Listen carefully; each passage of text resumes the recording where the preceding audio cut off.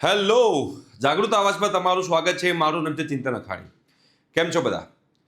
હવે સ્ટુડન્ટ્સ કી આવાજ, જાગૃત આવાજ, હવે આ ચેનલ પર નેક્સ્ટ 6 મંથ, હવેના 6 મહિના તમારા કરિયર માટે બહુ જ ઇમ્પોર્ટન્ટ રહેશે.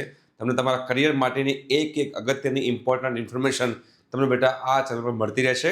એટલે તમારે જો બેટા વોટ્સએપ ગ્રુપમાં જોડાવાનું બાકી હોય તો ડિસ્ક્રિપ્શન બોક્સમાં વોટ્સએપ ગ્રુપની લિંક છે, એમાં તમે જોડાઈ શકો છો. અને એકવાર તમે પાસ્ટમાં ગમે ત્યારે જાગૃત આવાજ સાથે જોડાયેલા હો તો ફરીથી જોડાવાની જરૂર નથી. બેટા તમારે જે એન્જિનિયરિંગમાં એડમિશન લેવાનું છે એના માટે એક સરસ મજાના ગુડ ન્યૂઝ છે. જો ભગવાન હંમેશા જે કરે બધું સારા માટે કરે, ગણીને ચાલવાનું.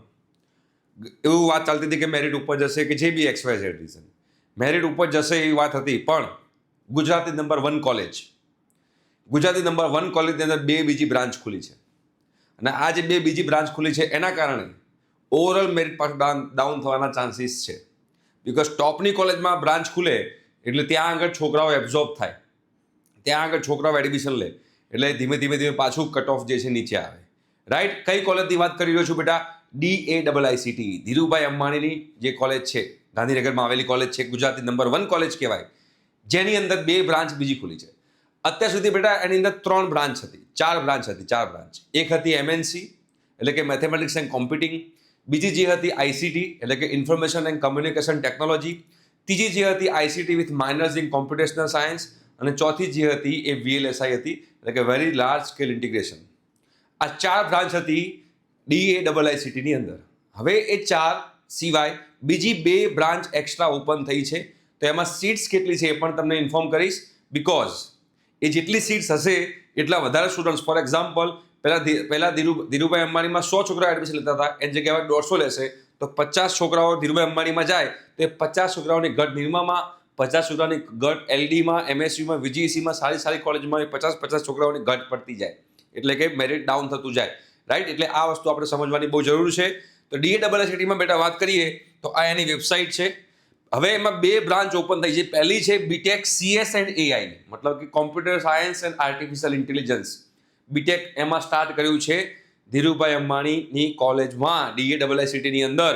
અને બીજી એક બ્રાન્ચ સ્ટાર્ટ થઈ છે BTech ECE AI, મતલબ કે electronics and communication engineering with artificial intelligence. Combination કર્યું છે, બહુ જોરદાર કોમ્બિનેશન કહેવાય, સુપર કોમ્બિનેશન કહેવાય. EC અને AI નું મિક્સચર કર્યું છે.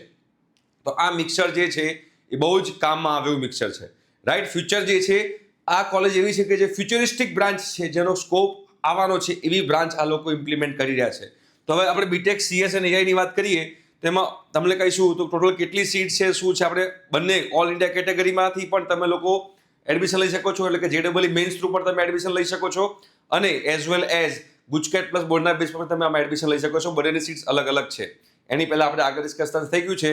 60% સીટ્સ જે છે JEE મેઇન્સ થ્રુ ભરાય છે, 25% સીટ્સ ધીરુભાઈ અંબાણીની જે છે એ ગુજકેટ પ્લસ બોર્ડના બેઝ પર ભરાય છે, અને 15% સીટ્સ બેટા NRI કોટાની હોય છે.